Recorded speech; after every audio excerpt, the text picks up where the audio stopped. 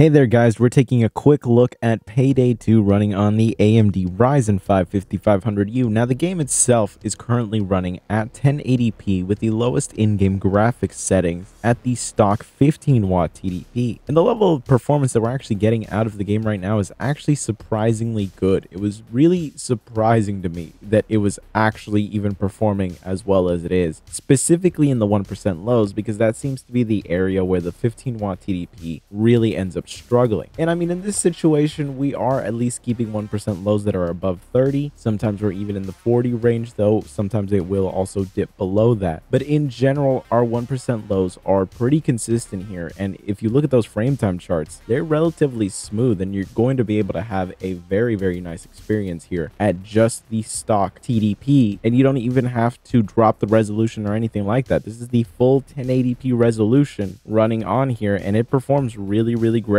Really, I think that the biggest issue that I actually ended up running into during this was just the fact that at the stock 15-watt TDP, there will be moments where occasionally you will have a stutter that will actually end up dropping your FPS pretty significantly. But they are very infrequent. It just happened after me playing for a very long while. But it did end up happening, and it was something that I did not see happen at the 25-watt TDP or at the 30-watt TDP. But in general, the stock setting is still going to be perfectly fine for pretty much every situation. Having that occasional stutter really wasn't enough to ruin the experience because it was just so infrequent. I'm talking about after doing multiple heists, having it just happen like once was pretty much it. Raising the TDP up to 25 watts actually did not end up netting us any major improvements in terms of performance. Our averages just saw a slight bump, and our 1% lows in general don't see a huge uplift, but the performance is going to be more stable in the sense that you will just have less frequent drops. Our 1% lows in general are going to stay just very solid. So while it's not a huge uplift in performance, it does at least level out the experience to the point where you eliminate any potential for any noticeable drops or anything like that. If you look at those frame time charts, they're even smoother than they already were at just the 15-watt TDP. So if you have the headroom to raise the TDP to this, go right ahead and do it. It's going to be at least a nice little gain in performance. But if you can't do it, it's not really going to ruin the experience or anything like that for you. You're going to still be able to play the game perfectly fine. And overall, it is impressive levels of performance. Now, if we raise the TDP all the way to 30 watts, you'll see here that after playing for a decent amount of time, the 1% lows end up pretty much hovering around a 50 FPS range. Sometimes they'll dip a little bit below that depending on what mission you're on exactly. But in general, this is about what the actual experience of playing at the 30-watt TDP is like. So it's a small bump in the overall experience over the 25-watt TDP, but there is an uplift, and the FPS average that we're hitting is going to at least be higher than when we were at the 25 watts and the 15-watt TDP. The gains aren't really massive, specifically because of the fact that already at the 15-watt TDP, it was fully playable. But the fact that the 1% lows are just as close to 60 as we can expect it to get,